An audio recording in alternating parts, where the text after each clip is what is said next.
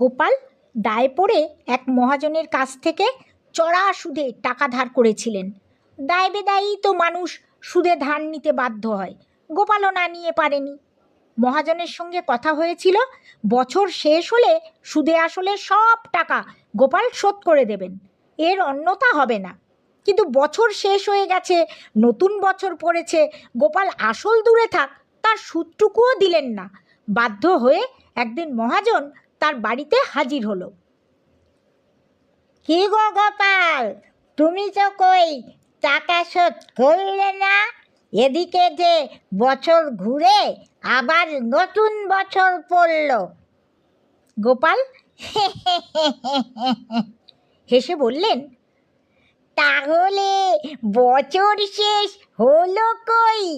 বছর তো আবার পড়লো, শেষ হলে শেষ হয়ে যায়, আবার ফিরে পড়ে নাকি?